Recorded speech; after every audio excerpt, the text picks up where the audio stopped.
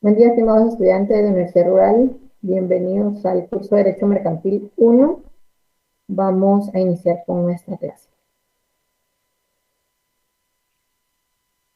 Solo quiero verificar que todo esté en orden porque hace un momento pues teníamos problema con la cámara y la transmisión, pero solo quiero ver si el audio está bien y el video también.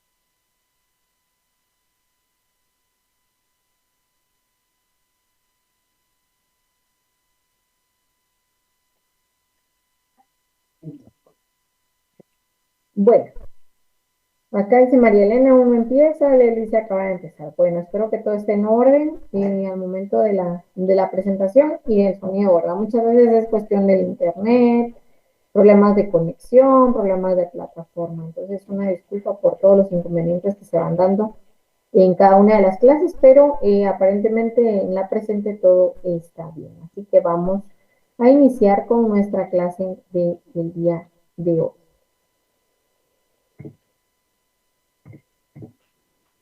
Universidad Rural de Guatemala les da la bienvenida al curso de Derecho Mercantil 1. Recordemos que cada uno de nuestros cursos pues se identifica con un código específico. Y nuestro curso, el código de nuestro curso es FG049. Actualmente nos encontramos ya en nuestra semana número 15. Estamos a una semana de poder culminar nuestras clases, nuestro semestre, segundo semestre año 2021, ¿verdad? Entonces pongamos de nuestra parte y para que todas las actividades que realicemos puedan ser realizadas con éxito, ¿verdad? Para poder culminar exitosamente nuestro semestre. También recomendarles que por favor pongan atención a la plataforma, ingresen a la plataforma, verifiquen lo relativo a sus tareas, porque recuerden que es la forma en que se va a reunir todo el punteo para su zona, ¿verdad? La forma en que ustedes van acumulando su zona mediante los exámenes parciales respectivos y también las tareas o laboratorios asignadas, que son dos, ¿verdad? Entonces, por favor, ingresen a su plataforma, verifiquen la habilitación de sus tareas, las evaluaciones de sus tareas, y ya ahorita ya estamos a 2 semanas de poder finalizar nuestro semestre, semana 15 y semana 16, y estaríamos culminando nuestros diferentes cursos asignados en el segundo semestre del año 2021.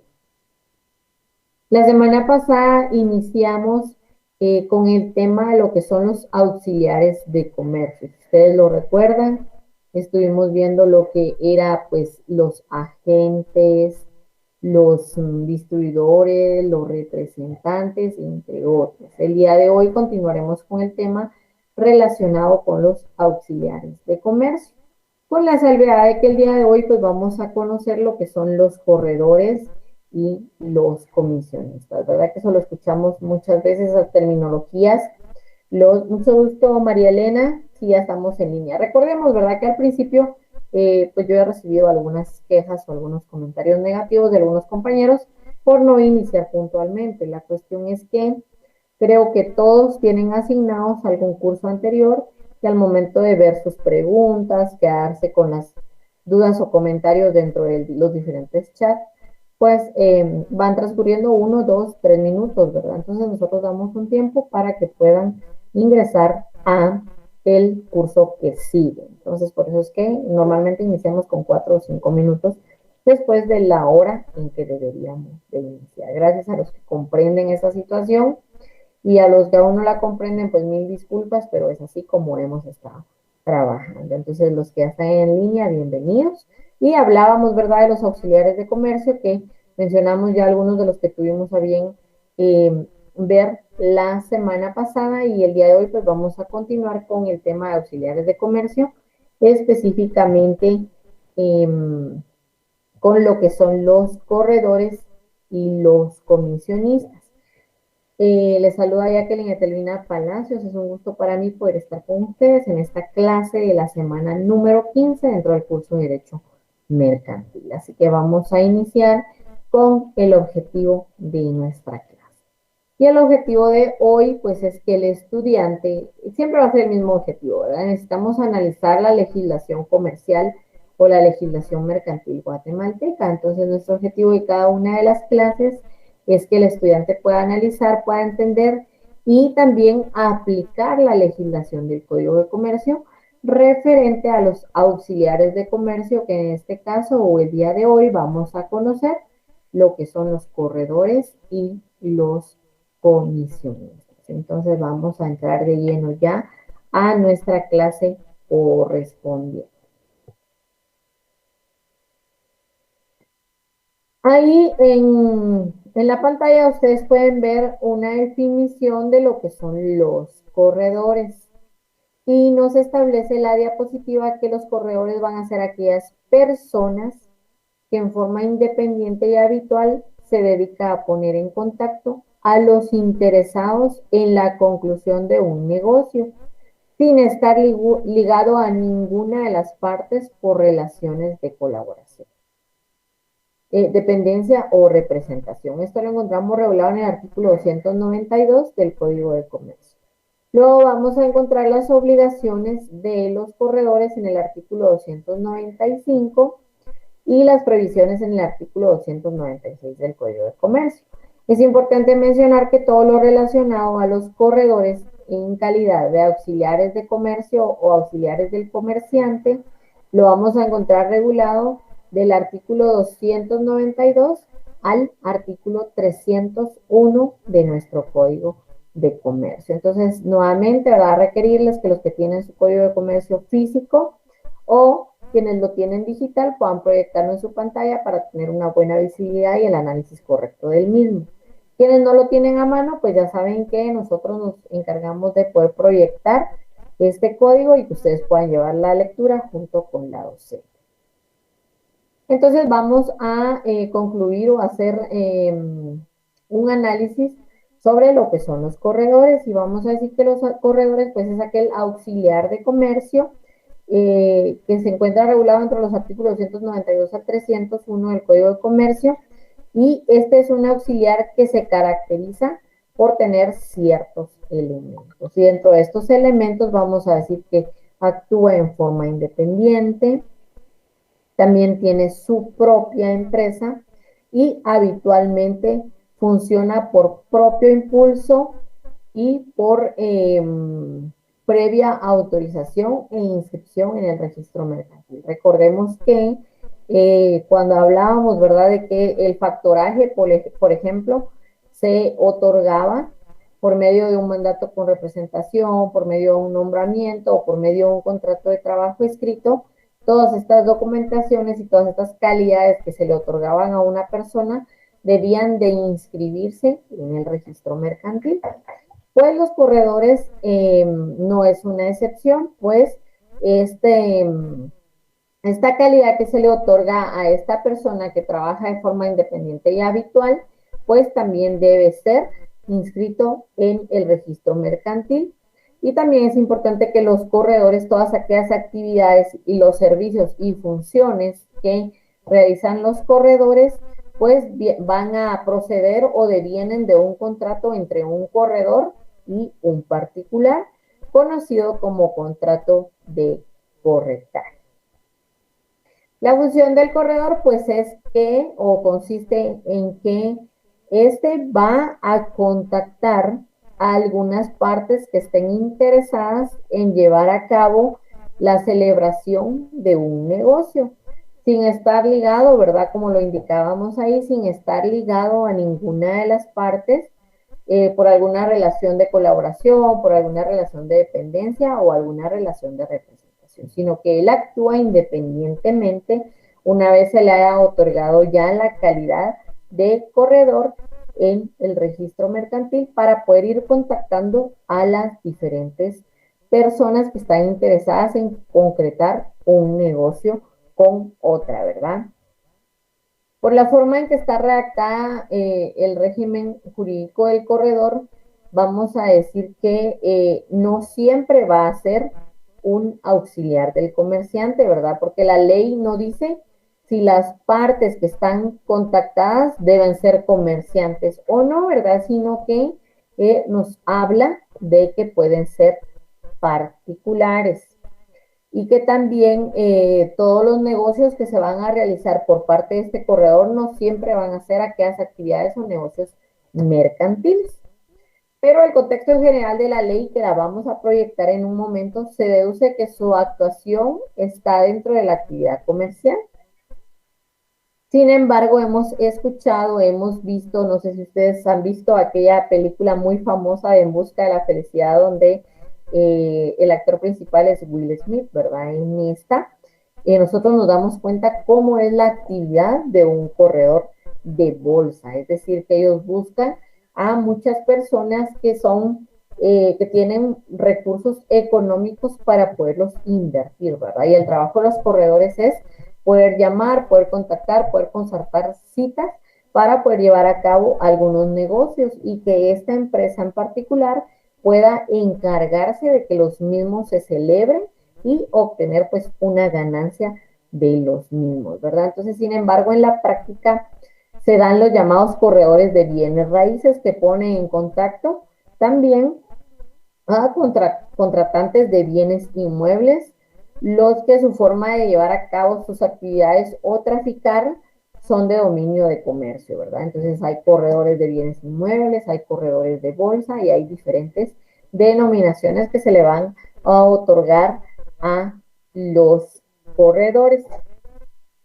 Y vamos a decir también que el contrato de corretaje es aquel en virtud del cual una persona, que en este caso es específicamente el corredor, se obliga a cambio de una remuneración, una ganancia o una cantidad efectiva a promover o facilitar entre particulares o entre comerciantes la celebración de un contrato, ¿verdad? Entonces es por eso que decimos que en muchas ocasiones no siempre los corredores van a ser auxiliares de comercio, porque pues en la práctica sí se deriva de actividades mercantiles, pero en muchas ocasiones también los corredores contactan a particulares, no necesariamente personas comerciantes, ¿verdad? Dependiendo si es un corredor de bolsa, si es un corredor comercial o si es un corredor de bienes inmuebles o de bienes raíces. Entonces vamos a tener a bien la lectura de los artículos 291 al 301, 292, perdón.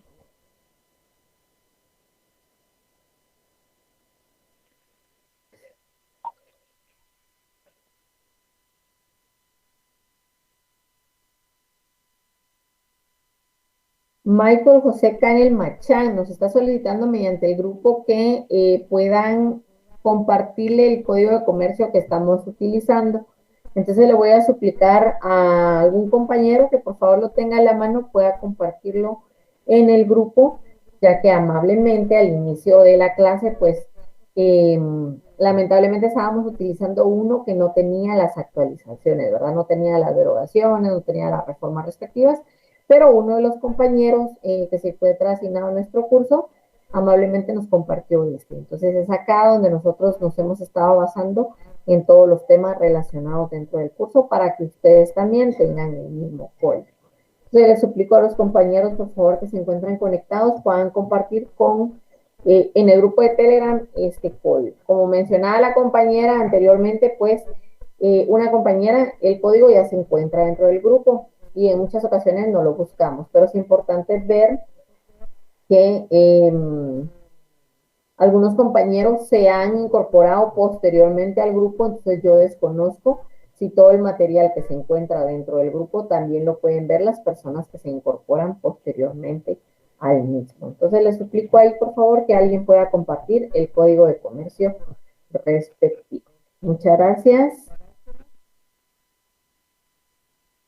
Entonces vamos a verificar nuestra transmisión, que todo esté en orden.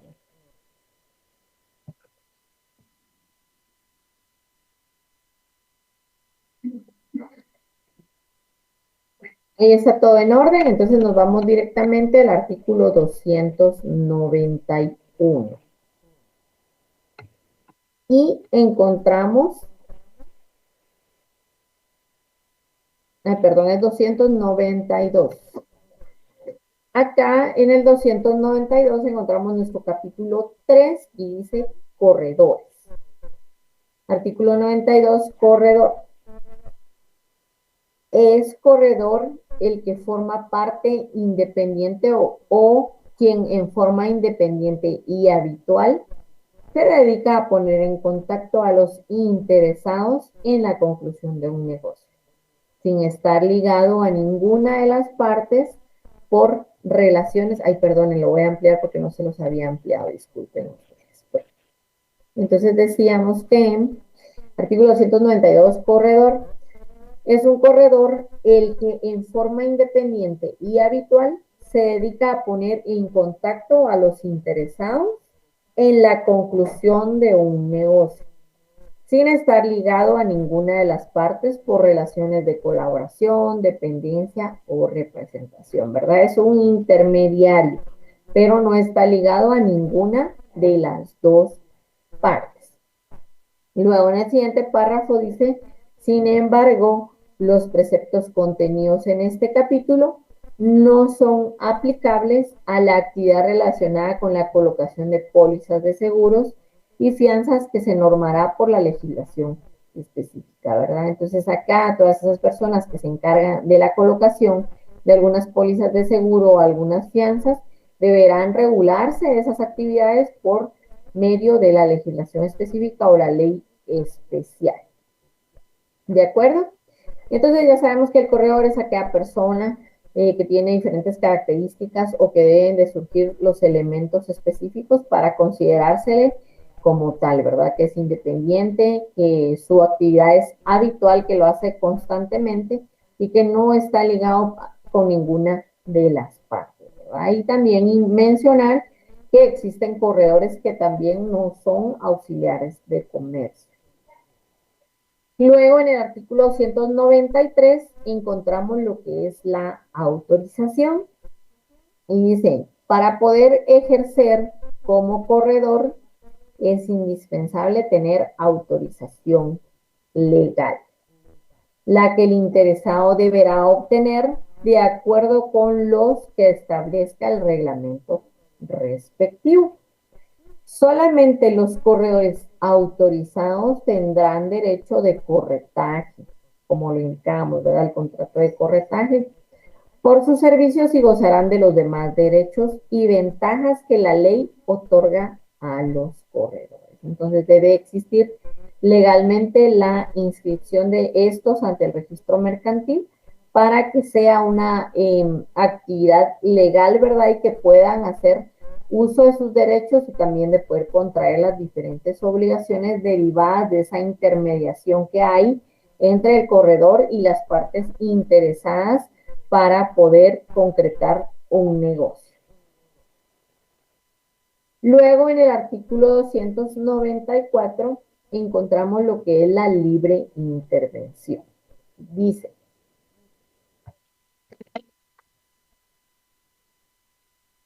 los comerciantes no están obligados a solicitar la intervención de corredor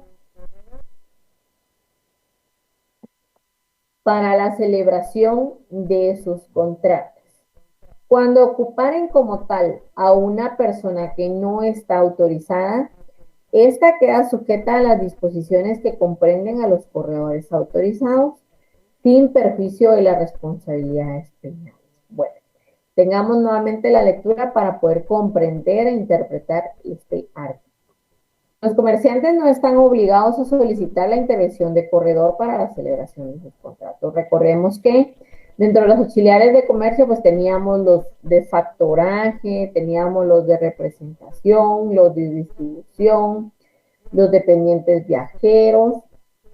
¿Y qué más vimos? Bueno, entonces ellos pueden llevar a cabo ciertas actividades comerciales o ciertas actividades mercantiles en nombre del comerciante titular. Entonces, no es necesario que nombremos a un corredor para poder llevar a cabo la celebración de nuestros contratos, ¿verdad? En virtud de que puede realizarlo directamente el comerciante titular o puede realizarlo cualquier otro auxiliar de comercio. Pero también en el artículo 194 encontramos esta contemplación que se denomina libre intervención.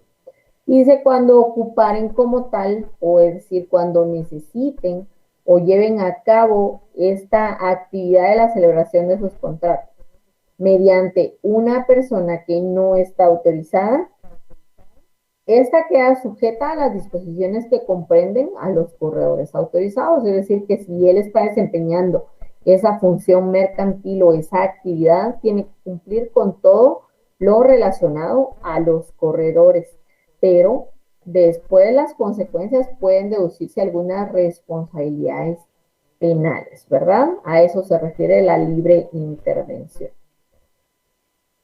Luego en el artículo 295 encontramos las obligaciones de nuestros corredores. Y dice, los corredores están obligados. Y vamos a ir tomando nota, por favor, de cuáles son las obligaciones de los corredores, porque tomando en cuenta también que son independientes, que actúan de forma habitual y que también poseen su propia empresa en muchas ocasiones, pues también contraen ciertas obligaciones. Y dentro de las obligaciones de los corredores están las contempladas en el artículo 295. Y nos dice que el corredor está obligado a responder de la identidad de las personas que contrataren por su mediación y asegurarse de su capacidad legal. Si intervinieren en contratos celebrados por personas incapaces, responderán de los daños y perjuicios que resultaren directamente de la incapacidad, ¿verdad? Recordemos que esto quiere decir, ¿verdad?, que el corredor debe determinar que la persona que quiere suscribir un contrato o que quiere consumar un negocio con otro particular o con un comerciante debe existir, ¿verdad? Debe acreditarse esa identidad. En Guatemala sabemos que lo que nos va a identificar es nuestro documento personal de identificación, ya que él mismo pues contiene ciertos datos dentro del chip y todo lo que lleva incorporado tiene todos los datos de la persona que identifica. De igual forma también tenemos un CUI, que es un código único de identificación, que es con el que normalmente llevamos a cabo todas nuestras gestiones, nuestras diligencias y los registros respectivos. Entonces, el corredor es el encargado de verificar la identidad de estas personas que quieren consumar un negocio mercantil o quieren celebrar algún contrato de alguna actividad comercial. También el corredor debe determinar que esta persona cuente con la capacidad legal respectiva para poder celebrar el contrato correspondiente, ¿verdad? Entonces, cuando hablamos de capacidad, ya sabemos que tenemos una capacidad de goce y una capacidad de ejercicio. La capacidad de goce es aquella denominada capacidad legal que encontramos regulada en la ley y que nos indica, ¿verdad?, que todos los seres humanos poseemos esa capacidad y que la adquirimos y la podemos ejercitar al momento de cumplir la mayoría de edad, es decir, los 18 años, ¿verdad? Y la capacidad de ejercicio, pues es la que se nos otorga llevar, en el sentido de llevar a cabo algunas actividades o algunas diligencias. Por ejemplo, los adolescentes de 14 años pueden llevar a cabo algunas actividades establecidas en la ley, pero aún no cuentan con la capacidad legal. Únicamente tienen su capacidad de ejercicio, ¿verdad? Y de igual forma, vamos a decir que las personas incapaces son aquellas que no cuentan con su capacidad legal ni capacidad de ejercicio. Y la incapacidad en muchas ocasiones se va a dar de forma relativa o de forma absoluta, ¿verdad? Por ejemplo, las personas que son declaradas en estado de interdicción por tener algún retraso mental o algún problema en su desarrollo evolutivo, todas aquellas personas que tengan problemas mentales, ¿verdad? De igual forma, personas incapaces, vamos a decir que son los menores de edad, porque aún no poseen la capacidad legal. Entonces, el corredor deberá responder, ¿verdad? Es una obligación de él poder responder de los daños y de los perjuicios que resultaren si el negocio o la persona con quien se va a concretar un negocio o un contrato resultare ser incapaz, ¿verdad? Entonces el corredor deberá responder por ello, según el numeral 1 de nuestro artículo 295 de nuestro Código de Comercio. Luego en el numeral 2 encontramos lo que es a ejecutar por sí mismo las negociaciones que se les encomendaren, ¿verdad? Tienen la obligación de llevar a cabo todas aquellas actividades necesarias como lo de la localización, la comunicación y la intermediación entre particulares o entre comerciantes para poder concretar los negocios respectivos. En el numeral 3 dice a proponer los negocios con exactitud, claridad y precisión. Es decir, que si un comerciante, porque recordemos que estamos hablando específicamente de los corredores en calidad de auxiliares de comercio, auxiliares de comerciante, en el numeral 3 nos habla sobre proponer los negocios con exactitud, claridad y precisión. Es decir, que el corredor debe manejar con claridad y debe conocer exactamente de qué se trata el negocio del comerciante y el particular que estamos buscando, ¿verdad? Porque sería ilógico que él venga y lleve a cabo la intermediación y la comunicación sin conocer en realidad de qué se trata la actividad comercial a la que él mismo está sujeto para poder celebrar este contrato y también la actividad comercial o el contrato que el comerciante quiera celebrar con esta persona en particular. Entonces es obligación del corredor conocer y poder proponer con exactitud, con claridad y precisión los diferentes negocios que se van a celebrar derivados de su intervención. Luego en el numeral 4 encontramos lo que es que el corredor está obligado a asistir a la entrega de los objetos, material del negocio, cuando alguno de los contratantes lo exija. Entonces, en este caso, pues el corredor va a servir como intermediario, va a llevar a cabo va a contactar a los particulares o a los comerciantes para suscribir un contrato, para llevar a cabo una venta, para poder celebrar un negocio, pero si el comerciante o el particular que él mismo ha contactado para celebrar estas actividades mercantiles lo sugiere y considera prudente, pues solicitará al corredor, quien tiene la obligación de cumplir con su participación al momento de poder entregar los objetos, la mercadería o algún material que se relacione con el negocio respectivo al momento de que él intermedió entre el comerciante y un particular o entre comerciantes. Luego en el numeral 5, dentro de las obligaciones de los corredores, también encontramos que el corredor está obligado a responder en las operaciones sobre títulos de crédito, de la autenticidad de la firma del último endosante o del girador en su caso, y a recogerlos para entregarlos al tomador. Esta intermediación o esta intervención que el corredor lleva a cabo es algo legal, es algo solemne. Entonces, en ningún momento él mismo puede decir, pues a mí me dijeron que el título era verídico, ¿verdad? Y que el último endosante fue él y yo no sabía. Y todos están sujetos a poder sufrir o poder estar dentro de un caso de estafa, ¿verdad? Pero en este caso es importante que reconocer que la ley establece que el corredor tiene esa obligación de verificar que cada uno de los documentos que se han otorgado dentro de las actividades que él está llevando a cabo sean legales, ¿verdad? Y que él también no se preste a alguna cuestión ilegal. Y de igual forma, pues el corredor, no obstante realizar llamadas, llevar a cabo contactos, tener reuniones, también tiene la obligación de poder recoger todos estos títulos de crédito que formen parte de este negocio o este contrato al que el comerciante y un particular se sometieron, y una vez los tengan en su poder, poderlos entregárselo a la persona que va a fungir como tomador.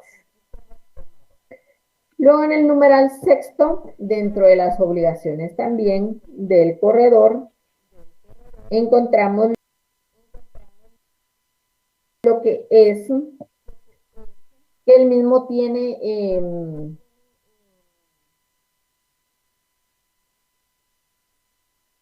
la obligación de conservar marcada con sus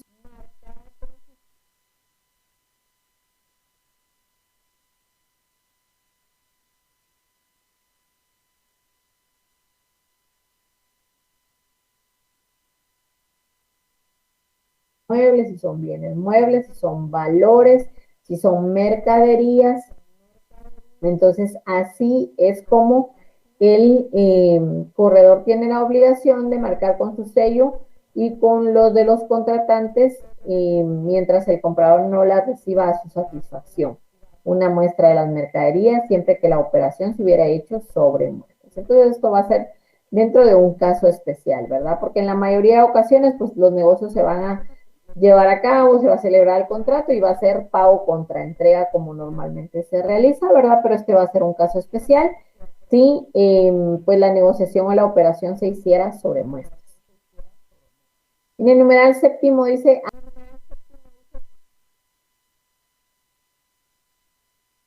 a expedir a costa de los interesados que lo pidieren o por mandato de autoridad, certificación de los asientos correspondientes a los negocios en que hayan intervenido.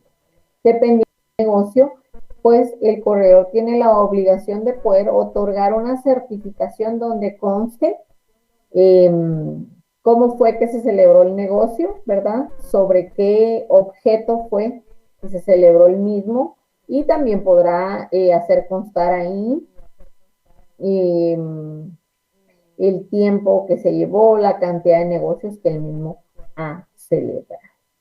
Luego en el numeral octavo, siempre dentro del artículo 295 y este contenido dentro de las obligaciones del corredor, vamos a encontrar lo que dice que está obligado a extender al comprador una lista firmada y completa de todos los títulos negociados con su intervención, con indicación de todos los detalles necesarios para su debida identificación. Entonces, así como él mismo sirve únicamente como intermediario, trabaja también de forma independiente, de forma habitual, tiene su propia empresa, pero no obstante no tener una relación ni de colaboración ni de representación entre él, los particulares y los comerciantes, tiene ciertas obligaciones para con quien le haya contratado, ¿verdad? Entonces tiene la obligación de poder extender al comprador una lista firmada y completa de todos los títulos negociados durante su intervención, ¿verdad? Con el objeto de poder acreditar que hay identificación de personas, que hay identificación de la persona que endosó los mismos y que los mismos son legales. Entonces, estas cuestiones se realizan con el objeto de garantizar el resultado del negocio. Luego encontramos el numeral 9 dentro del artículo 295 también, donde hablamos que el corredor está obligado a anotar en su registro los extremos esenciales de los contratos en que hayan intervenido. Por ejemplo, las partes, quiénes son las partes, ¿verdad? Una identificación de los mismos, nombres, identificación personal, su código de identificación personal, un número de teléfono, la residencia o el lugar donde puede ser notificado, la cantidad del contrato, cuál fue la mercancía o mercadería que se negoció, ¿verdad? Esto con el objeto de que haya un registro de todas las actividades que el mismo está llevando a cabo y que posteriormente pues no surjan algunas responsabilidades civiles, responsabilidades penales en su contra, toda vez que él tiene la documentación específica donde acredita su intermediación en los diferentes negocios. Luego en el numeral 10 encontramos también como obligación del corredor guardar secreto en todo lo que concierne a los negocios que se les encargue, a menos que por disposición de la ley, por la naturaleza de las operaciones o por el consentimiento de los interesados puedan o deban dar a conocer los nombres de estos, ¿verdad? Entonces siempre debe existir discreción. Si en algún momento pues se le encomienda a él el anonimato de las personas que están interviniendo, pues también deberá de guardar estos secretos, a menos que por la naturaleza de las operaciones o porque la ley así lo disponga, pues deberá de realizarse el listado y deberá de consignarse los nombres y la identidad en completo de las personas que intervienen en los diferentes negocios. Luego nos trasladamos, esas son las obligaciones de los corredores. Ahora nos trasladamos específicamente al artículo 296, donde vamos a ver lo que es lo que son las prohibiciones de los corredores. Por favor, nos vamos al artículo 296, donde encontramos las prohibiciones de los corredores.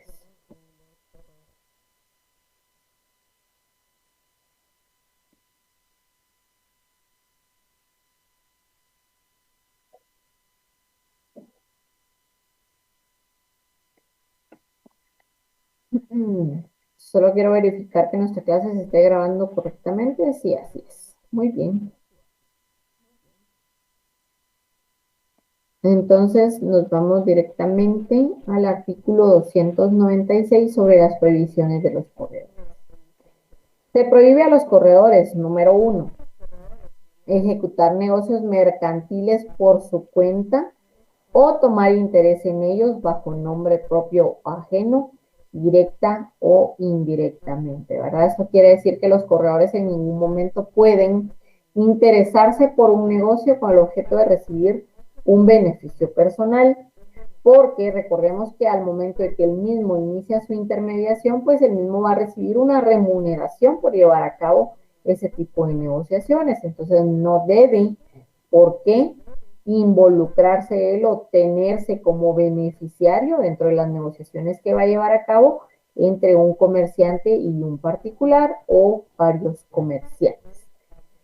Luego, también dentro de las prohibiciones de los corredores, encontramos en el numeral 2, desempeñar en el comercio el oficio de cajero, tenedor de libros o contador o dependiente, cualquiera que sea la denominación que llevaré. Recordemos que la actividad de los corredores es una actividad ajena, es una actividad independiente y que no obstante ser habitual, su única función es poder intermediar, poder llevar a cabo los registros, poder asegurar que se va a consumar un negocio. En ningún momento va a poder él desempeñar dentro de sus funciones como corredor el oficio, ¿verdad? De cajero, de poder llevar a cabo ciertos cobros o poder llevar a cabo el control financiero o el control contable de cualquiera de los comerciantes o de los particulares. Luego en el numeral 3 encontramos exigir o recibir remuneraciones superiores a las convenidas con las partes, ¿verdad? Porque en este caso podríamos decir que se están dando actos de corrupción o algún otro tipo, ¿verdad?, de cuestiones ilegales, en virtud de que al momento de que el mismo fue contratado o se le designó como corredor, no importa la materia, el mismo estableció cuáles iban a ser esas remuneraciones junto con las partes, las remuneraciones que iba a recibir por esta actividad de corredor. Entonces, en ningún momento el corredor podrá solicitar, ¿verdad?, o exigir a una de las partes que se le entregue una remuneración superior, en virtud de que se encuentra contemplada dentro de las prohibiciones específicas de los corredores poder exigir o recibir alguna remuneración superior a las convenidas con anterioridad, tanto por parte del comerciante o de la persona particular con quien se haya llevado a cabo la comunicación para poder celebrar un contrato. Luego en el numeral 4 encontramos lo que es la prohibición específica de dar certificaciones sobre hechos que no consten en los asientos de su registro. Podrán, sin embargo, declarar únicamente en virtud de orden del tribunal competente lo que hubieran visto o entendido en cualquier momento.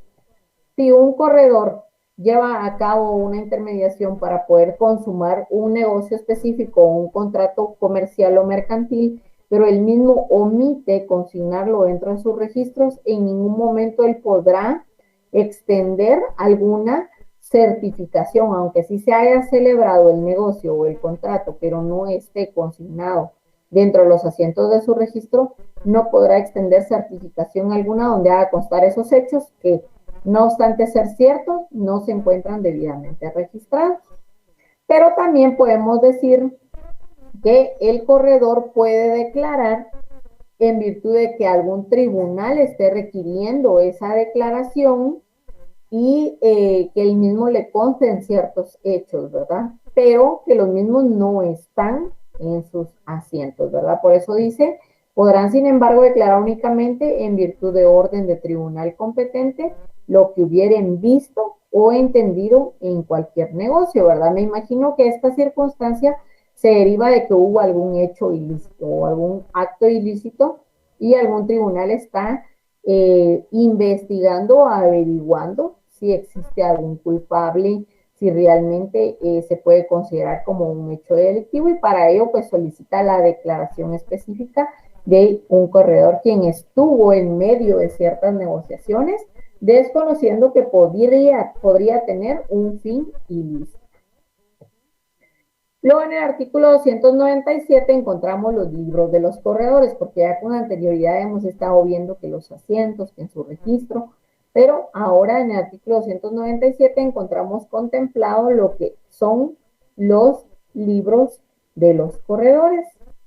Y nos dice que los corredores llevarán los siguientes libros. Tomemos nota, por favor. En primer lugar, los corredores deben de tener un libro de registro encuadernado y debidamente foliado. ¿Por qué? Porque si se omitió el asiento o el registro de alguna de las actividades o alguna de las negociaciones realizadas entre un corredor como intermediario, un comerciante y un particular, en ningún momento podrá incluirse, ¿verdad?, en algún folio que no esté utilizado. Porque si encontramos un libro encuadernado pero que no esté foliado, de cualquier forma podemos incluir ahí algún folio o podemos quitar uno de los mismos. Entonces por eso es necesario que este libro de registro esté encuadernado y debidamente foliado, en el cual asentarán día por día, ¿verdad?, de forma cronológica, por orden de fecha y bajo numeración seguida, es decir, que va a llevar un registro con una numeración seguida o un correlativo, que es como comúnmente se le conoce, todos los negocios ejecutados por su mediación. Entonces, cada uno de los negocios, de las comunicaciones y todos aquellos contratos que se logren consumar por medio de la mediación de un corredor debe de ir registrado en este libro encuadernado y foliado, para que al momento que alguna de las partes solicite una certificación, el mismo pueda verificar en su libro de registros si este negocio está ahí contemplado y podrá extender la certificación respectiva para interés de las partes que formaron parte de dicho negocio. Luego en el numeral 2, dentro de los libros de los corredores, encontramos que los mismos deben de contar con un libro en el cual consignarán los nombres y domicilio de los contratantes. Entonces, por eso indicábamos, ¿verdad?, con anterioridad, de que deberán consignarse ciertos datos importantes para tener una información fehaciente y legal, ¿verdad?, de las personas, y legal, dije, perdón, no dije ilegal, sino ilegal, de las personas que han llevado a cabo estas contrataciones o que han suscrito estos contratos y que han consumado ciertas negociaciones, porque es necesario que, no obstante tener únicamente la denominación del negocio, las cantidades, también exista uno donde se consignan quiénes son esas personas y los lugares donde los mismos pueden ser habidos o notificados al momento de llevar a cabo el negocio o posteriormente por algunas responsabilidades que puedan surgir del mismo o algunas obligaciones que sean contraídos derivados de derivados de estas negociaciones. De igual forma, en este otro libro que los corredores deben de tener, es obligación de los mismos tenerlos, pues se puede consignar lo que es la materia del negocio, es decir, qué es lo que se negoció y las condiciones en que se hubiere celebrado, ¿verdad? Bajo qué condiciones fue que se llevó a cabo una compraventa, una enajenación, una entrega de algún material o de algunas mercancías, ¿verdad? Las condiciones mediante las cuales se llevaron a cabo estas contrataciones. Los asientos se harán en el acto de ajustarse el negocio, ¿verdad? Entonces, al momento de que los corredores consuman este negocio o ya identificadas las partes, pues deberá llevar a cabo el asiento de los diferentes negocios. Porque si los mismos no llevan a cabo este procedimiento cuando se llegan a consumar los negocios, pues es ahí donde pueden olvidar alguno y no consignarlo, y al momento de que sea necesario verificar si el mismo fue consumado, no va a existir un registro respectivo sobre esta actividad. Luego en el siguiente párrafo dice que los libros deberán ser previamente autorizados por el registro mercantil y se llevarán sin abreviaturas, espacios en blanco ni alteraciones. Entonces es importante que todos los datos consignados dentro de los respectivos libros pues sean claros, sean precisos y sin ninguna alteración, porque recordemos que las alteraciones van a venir a cambiar el carácter de cada una de las cuestiones consignadas en estos documentos, porque nos pueden dar la pauta, ¿verdad?, de que existió error, que se modificó alguna cantidad, que se pretende ocultar la identidad de algunas personas y el mismo se altera, ¿verdad? Entonces, estas solemnidades se deben de contener dentro de los diferentes libros que va a manejar el corredor. Entonces, los libros deberán ser previamente autorizados por el registro mercantil. No deben de haber abreviaturas, espacios en blanco y ninguna alteración dentro de los mismos.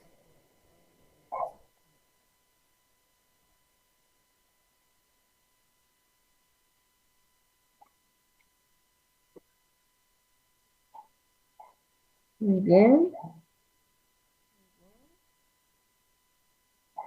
Bueno, dice luego el siguiente párrafo: los corredores deben entregar a cada uno de los contratantes dentro de las 24 horas siguientes a la conclusión del negocio un extracto firmado por ellos y por los interesados del asiento que hubieran verificado en su registro. Este extracto firmado por las partes prueba el contrato, ¿verdad? Entonces, vamos a hacer un tipo de, aquí nos habla de un extracto, ¿verdad? Pero deberíamos de identificar si es realmente un acta o es un conocimiento o qué tipo de documento es el que va a realizar el corredor, ¿verdad? Dependiendo de la práctica que el mismo tenga, así es como se va a aprobar el contrato, ¿verdad? Va a extraer todo lo relacionado a su registro, a su libro, mediante una razón, mediante un acta, y los mismos van a firmar para dejar constancia que el acto fue válido, ¿verdad? Que en realidad el mismo se consumó. Luego en el artículo 298 encontramos el valor de los registros. Los registros de los corredores no prueban la verdad del contrato a que ellos se refieren, pero estando las partes de acuerdo acerca de la existencia de este, se estará para determinar su carácter y condiciones a lo que conste de los mismos registros, ¿verdad? Entonces esto quiere decir que pues el corredor en ningún momento va a poder dar fe si un contrato realmente se consumó o no, pero sí tiene él constancia de cómo era que se iba a celebrar, en qué condiciones, por qué cantidades y qué personas iban o qué personas existieron dentro de este negocio comercial.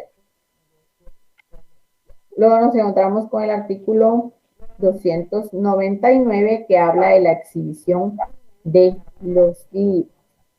Y dice: los tribunales de oficio o a requerimiento de parte podrán ordenar la exhibición en juicio de los libros de los corredores y exigirles los informes que creyeran convenientes.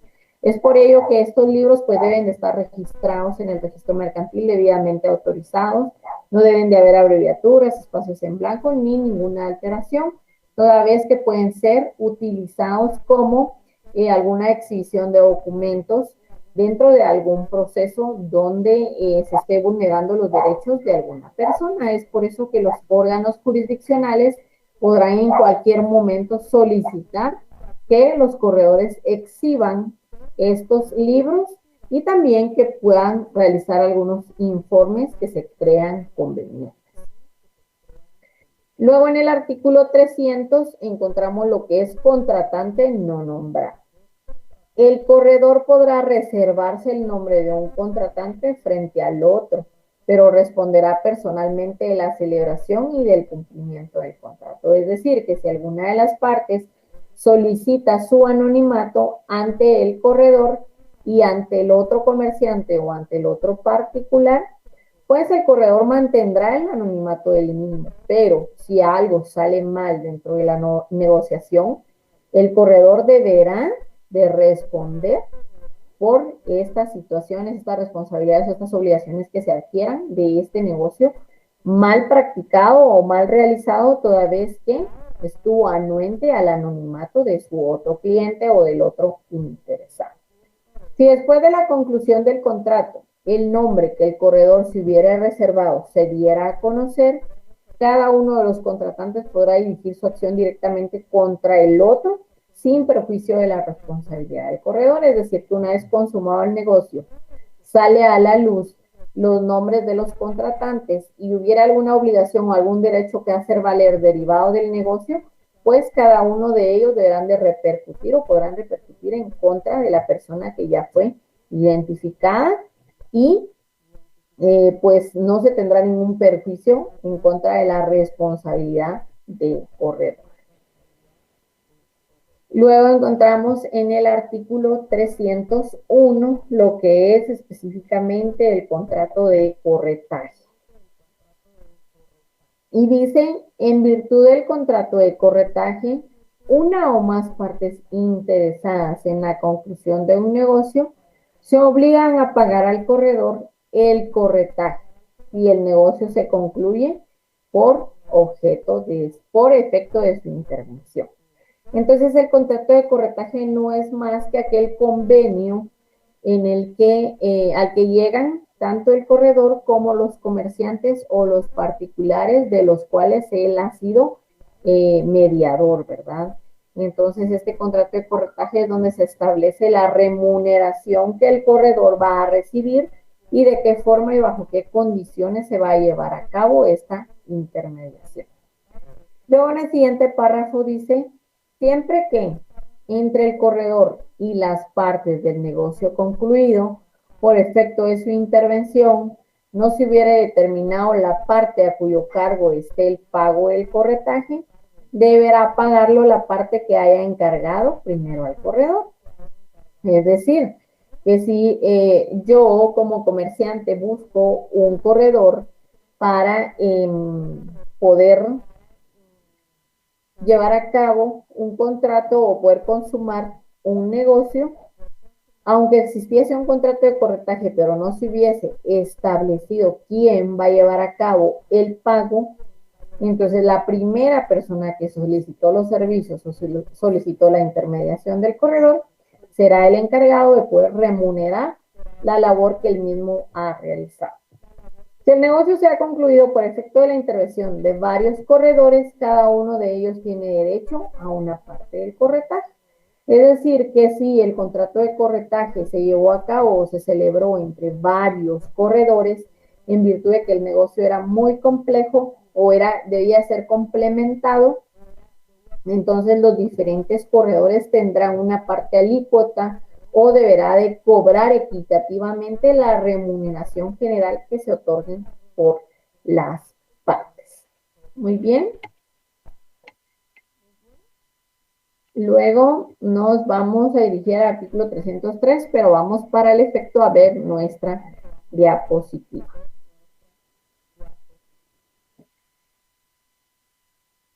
Muy bien, vimos la primera, ¿verdad? Vimos la conceptualización de nuestros corredores, sus obligaciones, Las prohibiciones, también ya vimos lo que son sus libros de registros, que deben ser dos.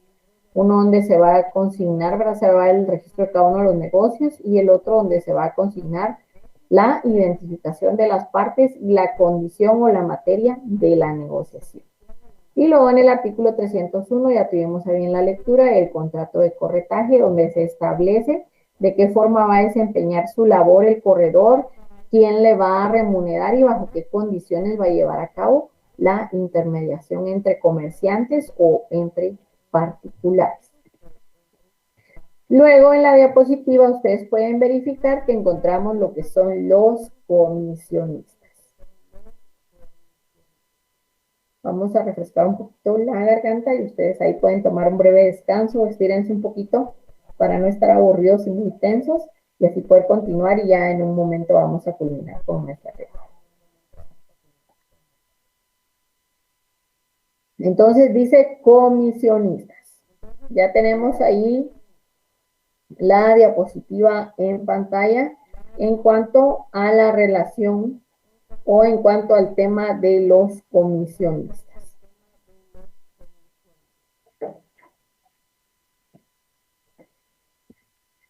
Y, por ejemplo, los comisionistas, ustedes encuentran en pantalla un concepto. Dice que es la persona que realiza actividades mercantiles por cuenta de otro. Y esto lo encontramos contemplado específicamente en el artículo 303. Luego encontramos otra característica, otra descripción de lo que es un comisionista, y dice que si se dedica habitualmente a esta actividad, la persona deberá obtener una patente. Y esto lo encontramos contemplado en el artículo 304. Luego hablamos del encargo, que el encargo a un comisionista puede ser por escrito en un documento simple o de forma oral mediante una ratificación. También el comisionista tiene la facultad de poder obrar en nombre propio, y por lo tanto, pues el comitente no tiene acción contra terceros, salvo que el comisionista ceda el derecho al comitente. Y esto lo encontramos regulado en el artículo 305 y 306. De igual forma, vamos a decir que los comisionistas van a tener un cargo personal regulado en el artículo 311. También dentro de nuestro Código de Comercio vamos a encontrar que el comitente debe suplir los fondos para la negociación, que debe de responder por la correcta administración y conservación de los bienes que reciba en calidad de comisionista, y también que el comisionista va a percibir comisión de su comitente, de lo decir de la persona que lo delegó para llevar a cabo las negociaciones, pero puede quedarse con los sobrantes en caso los negocios que realiza sean mejores de lo que previeron con el comitente. Es decir, que se lleva a cabo alguna negociación y existe una ganancia mayor a la que se había establecido o la que se esperaba, el mismo puede quedarse con estos sobrantes.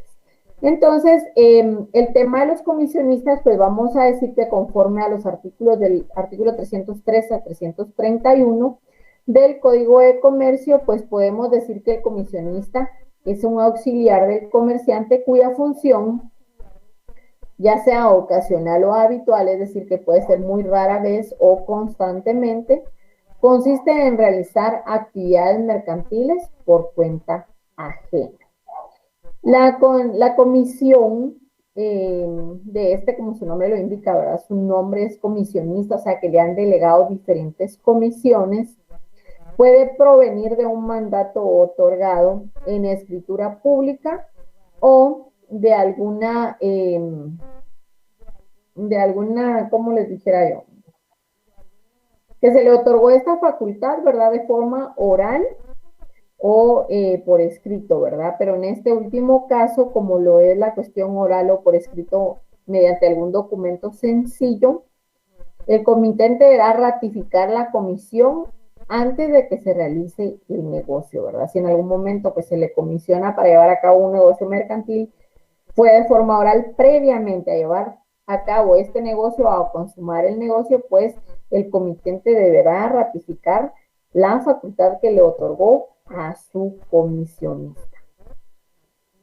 Si el comisionista pues actúa habitualmente, debe obtener una autorización conforme al reglamento respectivo e inscribirse en el registro mercantil, ¿verdad?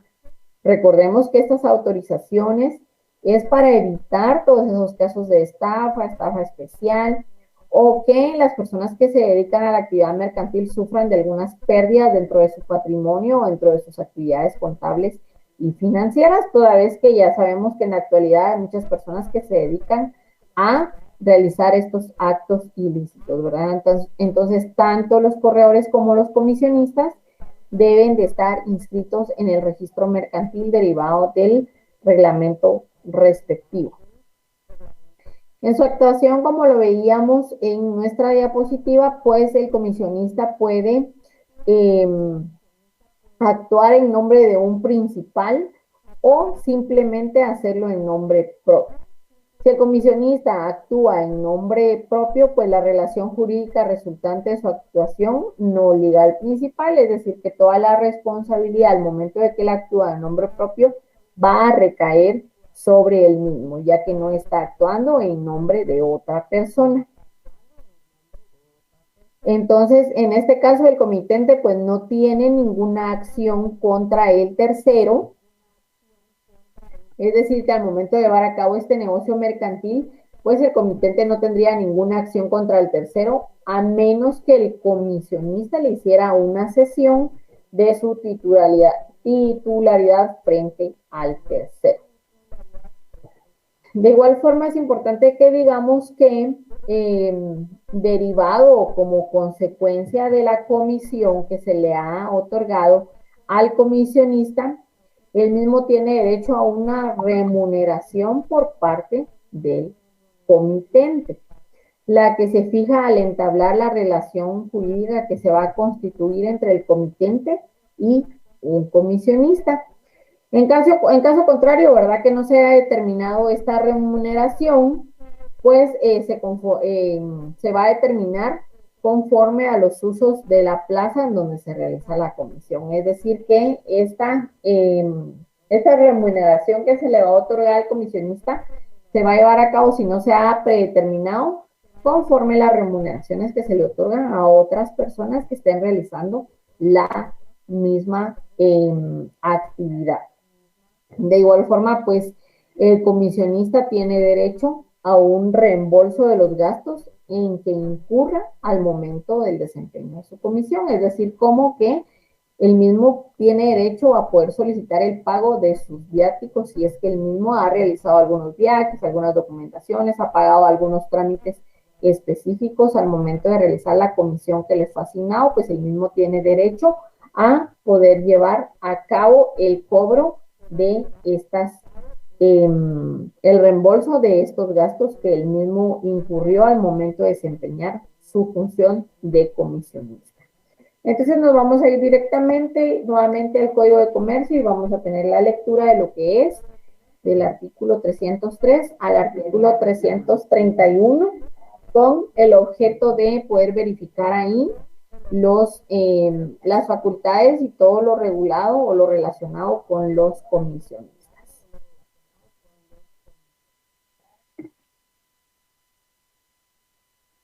Entonces acá en el capítulo 5 ya tenemos lo que es el tema de comisionista. Artículo 303, comisionista. Comisionista es quien por cuenta ajena realiza actividades mercantiles, ¿verdad? Con el objeto de poder recibir una comisión o una remuneración, el mismo se le han encomendado ciertas actividades mercantiles.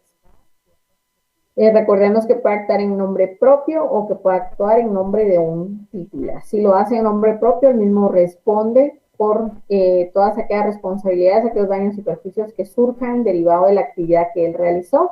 Y si lo hace en nombre de un titular o un comerciante, el comitente que le contrató o le solicitó sus servicios, pues será este quien responda. Luego en el artículo 304 dice patente. Si el comisionista actuare como tal habitualmente, deberá obtener patente de acuerdo con el reglamento respectivo. Entonces acá es donde debe de determinarse, ¿verdad? Si este comisionista actúa habitualmente en estas actividades mercantiles o su labor diaria es realizar estas actividades mercantiles a nombre de otras personas con el objeto de adquirir una comisión o una remuneración específica, pues el mismo deberá registrarse ante el registro mercantil respectivo, en este caso que es el de Guatemala, y poder obtener esta patente que le exige la ley específicamente en el artículo 304.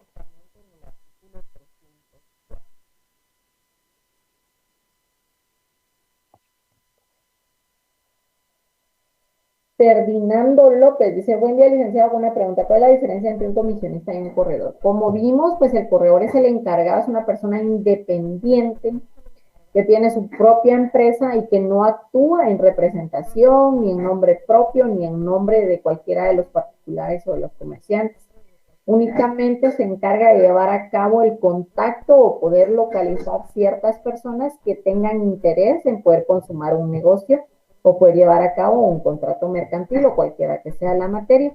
Mientras que el comisionista lo podemos relacionar o se asemeja a el labor del factoraje o del factor, toda vez que el mismo realiza ciertas actividades mercantiles por cuenta ajena en nombre de un comerciante y él va a recibir una remuneración o una comisión por llevar a cabo estas actividades mercantiles. Luego en el artículo 305 encontramos lo que es el encargo. Para desempeñar su comisión no es necesario que el comisionista tenga un mandato otorgado en la escritura pública, siendo suficiente recibir comisión por escrito o de palabra.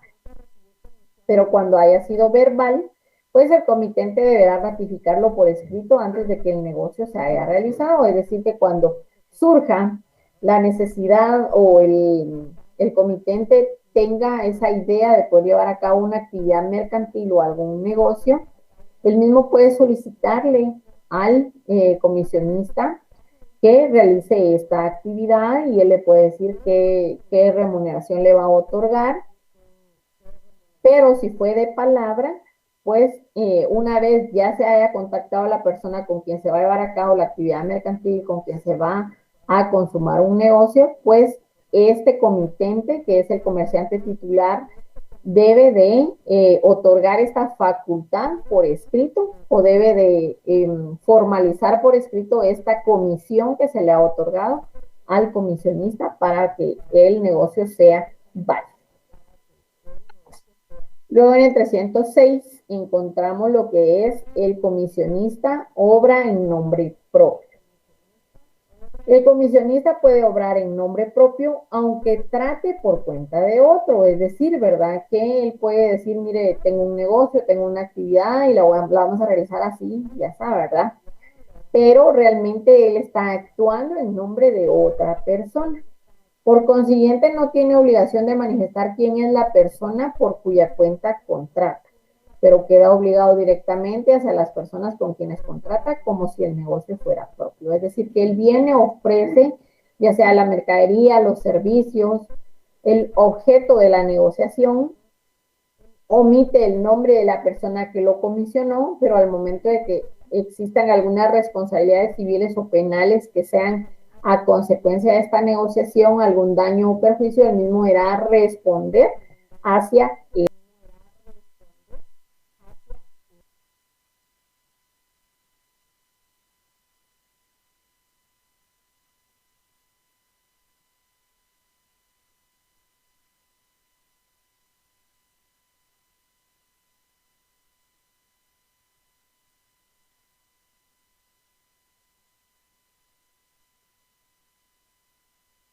estas consecuencias, ¿verdad? Una vez un negocio no fue realizado de forma correcta o de forma legal. Luego en el artículo 307 encontramos comitente no tiene acción contra terceros. Si el comisionista actúa en nombre propio, el comitente no tiene acción contra las personas con quienes aquel contrató en los negocios que puso a su cuidado, a menos que preceda una cesión hecha a su favor por el mismo comisionista.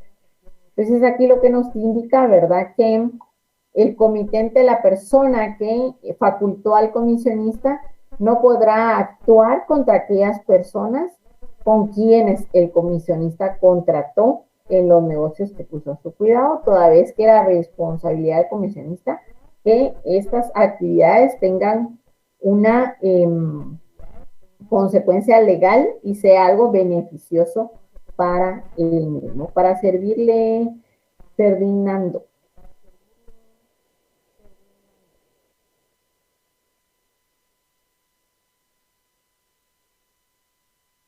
Muy bien.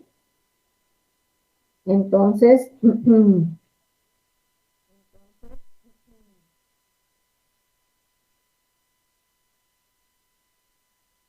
esto es en cuanto al comitente, no tiene acción contra terceros, en el artículo 307.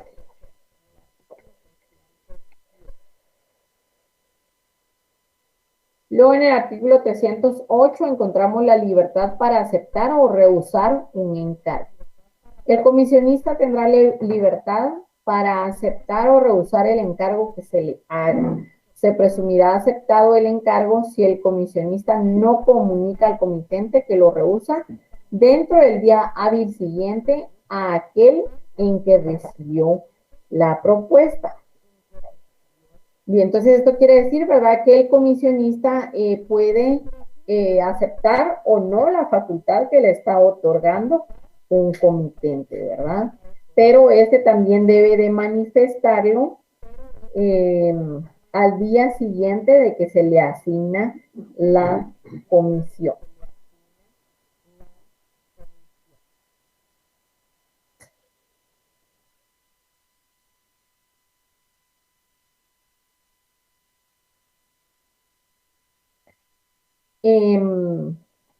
También dice, aunque el comisionista rehúse la comisión, no estará dispensado de practicar las diligencias que sean necesarias para la conservación de los efectos que el comitente le haya remitido hasta que éste provea a otro comisionista. Es decir, que si un comitente necesita o le encarga cierta comisión o cierta actividad a una persona y él mismo no la acepta, este deberá de colaborar con el comitente en los primeros días para poder otorgar o poder proveerle otro comisionista que sí pueda llevar a cabo la ejecución de la actividad mercantil que se le había encargado. La ejecución de tales diligencias no implicará aceptación del cargo, es decir, que el hecho que él esté contribuyendo con la búsqueda de un nuevo comisionista no significa que esté aceptando el cargo de esta comisión a la cual se rehusó en primera instancia. Luego en el artículo 309 encontramos la responsabilidad del comisionista. Cuando sin causa justa dejar el comisionista de avisar que rehúsa la comisión o de cumplir la aceptada, expresa o tácitamente responderá al comitente de todos los daños y perjuicios que por ello le sobrevengan. Es decir, que si el comisionista en dado caso no exterioriza su deseo de rehusar la comisión o en su efecto una vez ya la aceptó y no cumple con la misma, pues deberá responder al comitente pues todos los daños y perjuicios que le haya ocasionado el incumplimiento de su comisión. Luego en el artículo 310 encontramos la facultad de vender objetos consignados. El comisionista podrá hacer vender los efectos que se le hayan consignado por medio de corredor o en remate voluntario. Cuando el valor presunto de los mismos no alcance a cubrir los gastos que haya de realizar por el transporte, almacenamiento y recibo de ellos. Cuando habiendo avisado al comitente que rehúsa el encargo, dentro del día siguiente a aquel en que recibió dicho aviso no provea a otro comisionista. Si ocurriera en ellos una alteración tal que la venta fuera necesaria para salvar por lo menos una parte de su valor, en este caso deberá consultarse al comitente si fuere posible y si hubiera tiempo para ello. Es el artículo 310, nos vamos al artículo 311. Las comisiones, dice, son personales. La comisión deberá ser desempeñada personalmente por el comisionista, quien no podrá delegar su contenido sin estar autorizado para ello. Recordemos también que en cuanto a los dependientes tenían una prohibición de delegar, ¿verdad? Toda vez que las cuestiones que se les delegaron a ellos deben de cumplirlo, a menos que el titular o el comitente otorgue una autorización para que otra persona lleve a cabo esa comisión que se le encargó al comisionista específicamente. Bajo su responsabilidad podrá emplear en el desempeño de su comisión dependientes en operaciones que según costumbre se confíen a él. Luego en el artículo 312 encontramos las obligaciones de suplir fondos. En aquellas comisiones cuyo cumplimiento exija provisión de fondos, el comisionista no estará obligado a ejecutarlas mientras que el comitente no se la hiciere en cantidad suficiente y podrá suspenderlas cuando se haya consumido la que se hubiere hecho. Entonces aquí nos dice, ¿verdad?, que el comisionista va a realizar todas aquellas actividades comerciales o mercantiles siempre y cuando el comitente sufrague esos gastos, ¿verdad? Luego, en el artículo 313, devolución de fondos, los riesgos que ocurran en la devolución de los fondos sobrantes en poder del comisionista después de haber desempeñado su encargo son por cuenta del comitente, a menos que en el modo de hacerlas se hubiera separado el comisionista en las órdenes e instrucciones, ¿verdad? Devolver todos aquellos fondos que no fueron utilizados. En el artículo 314, avisos al comitente. El comisionista estará obligado a dar aviso oportuno a su comitente de todos los hechos o circunstancias que puedan determinarle a revocar o modificar el encargo. 314, luego nos vamos a 315, ratificación del comitente en las operaciones hechas por el comisionista con violación a exceso de la comisión recibida, además de la indemnización a favor del comitente por daños y perjuicios, este podrá ratificarlas o dejarlas a cargo del comisionista. Estamos teniendo la lectura rápida porque ya el tiempo se nos está acabando y son algunos artículos que están debidamente claros, ¿verdad? La información es precisa al momento de la lectura. Entonces dice responsabilidad por lo que recibieron. El comisionista responderá de los efectos que recibieren de acuerdo con los datos contenidos en el aviso de la remesa, a no ser que al recibirlos hiciera constar las diferencias. Conservación de los efectos, seguro de los efectos, esto no lo vamos a leer. Deterioro de marcas, artículo 319. Los comisionistas no podrán alterar las marcas de los efectos que hubieran comprado o vendido por cuenta ajena, ni tener efectos de una misma especie pertenecientes a distintos dueños. Es decir, que al momento que lleven a cabo una actividad mercantil, pues deberán de cumplir con el producto o las mercancías que está ofreciendo el comitente y no poder ofrecer otros productos que no corresponden al comitente que les contrató. Artículo 320, venta al crédito o a plazo. El comisionista no podrá, sin autorización del comitente, prestar ni vender al crédito o a plazo, pudiendo en casos como estos el comitente exigirle el pago al contado, dejando a favor del comisionista cualquier interés o ventaja que resulte de dicho crédito o plazo. Es decir, que si el comisionista al momento de llevar a cabo una actividad mercantil, él proporciona, otorga algún crédito a alguna persona particular o a otro comerciante, el mismo deberá cubrir ese gasto, esa compra, esa venta que se realizó y a posteriormente pues llevar a cabo el cobro respectivo, y si él gana algún interés pues le corresponderá al mismo. 321, aviso de venta a plazo. Si el comisionista con la debida autorización vendiere a plazos, deberá avisarlo así al comitente, participándole los nombres de los compradores. Si se otorga una venta a plazo con autorización del comitente, pues deberá hacerlo del conocimiento del mismo. Artículo 322, responsabilidad por no cobrar.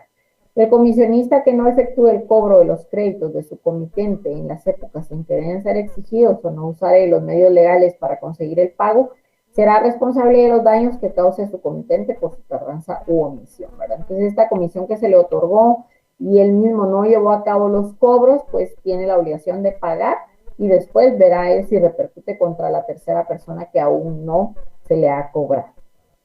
Artículo 323, facultad de revocar o reformar. El comité tiene facultad en cualquier estado del negocio para revocar, reformar o modificar la comisión. Artículo 324, prohibición de adquirir. El comisionista no podrá comprar para sí ni para otro lo que se le hubiera mandado a vender. Es decir, que esta comisión se le otorgó y él mismo debe llevar a cabo las gestiones que le otorgaron, la facultad que le otorgaron, y no puede vender ni comprar, ¿verdad?, si no existiera el consentimiento expreso del comité. Artículo 325, varios créditos. El comisionista que tenga créditos contra una misma persona procedentes de operaciones hechas por cuenta de distintos comitentes o bien por cuenta propia y por ajena, anotará en todas las entregas que haga el deudor el nombre del interesado por cuya cuenta reciba a cada una de ellas. 325, luego nos vamos al 326. Informes del comisionista deberá informar al comitente de la marcha de su comisión y rendirle cuenta de su gestión, ¿verdad? Tener enterado a su comitente cómo van todas aquellas actividades mercantiles que se le encomendaron. Artículo 327, economías y ventajas. Todas las economías y ventajas que obtenga un comisionista en los contratos que celebre por cuenta de otro, que es el comitente, redundarán en beneficio del comitente, quedándole prohibido cobrar o percibir comisión de quien no sea su comitente, ¿verdad? Es decir, que todas aquellas actividades mercantiles que él realice no deberá exigir o poder cobrar una comisión que no le corresponde, toda vez que ya se ha establecido la remuneración por parte del comitente. Artículo 328, remuneración. Todo comisionista tiene derecho a ser remunerado por su comitente. Artículo 329, reembolso de gastos. El comitente está obligado a satisfacer al contado al comisionista mediante cuenta justificada el importe de todos sus gastos y desembolsos, el cobro de sus viáticos, ¿verdad? Artículo 330, preferencia en el pago. Los efectos que están en real o virtualmente en poder del comisionista se entenderán especial y preferentemente afectados al pago de su comisión, así como los anticipos y gastos que el comisionista hubiera hecho por cuenta de ellos. Es decir, que todas aquellas ganancias que el comitente ha recibido por las negociaciones o actividades mercantiles realizados por los comisionistas, ahí es donde se va a desprender el pago del comisionista. Artículo 331, término de la comisión. La comisión termina por muerte o inhabilitación del comisionista. La muerte o inhabilitación del comitente no termina la comisión, pero sus representantes pueden revocarla, ¿verdad? Sí. Pues muriera el comisionista, ahí se da por terminada la comisión, y si muriera el comitente, pues sus representantes decidirán si continúan con esta comisión otorgada. Muy bien, con eso damos por finalizada la lectura de nuestra legislación y ya tuvimos a bien todo lo relacionado, ver todo lo relacionado a los corredores, a los comisionistas, y a continuación ustedes pueden ver en pantalla las preguntas para estudio. Recuerden que leemos nuestra semana, nuestro número de preguntas, dudas, comentarios al chat, y en cuanto tengamos un espacio libre y la información solicitada se les hará saber en el mismo. Semana 15, pregunta 1, ¿qué es un comisionista? Semana 15, pregunta 2, ¿qué es un corredor? Semana 15, pregunta 3, ¿el comisionista actúa en nombre propio o en relación de dependencia? Semana 15, pregunta 4, ¿el corredor debe tener patente para ejercer su función? Recordemos que si es ocasional o habitualmente, ahí va a estar la diferencia. Y semana 15, pregunta 5, ¿de qué manera se realiza el encargo al comisionista? Muchísimas gracias por su atención. Por favor, estudien, dudas y comentarios al grupo. Algún comentario pues que ustedes consideran que es de forma privada o que quieren que se extienda la información, pueden hacerlo llegar al correo electrónico del curso fg049@urural.edu.gt y espero poder estar con ustedes en la próxima clase ya con el cierre de nuestro centro. Hasta la próxima. Muchas gracias.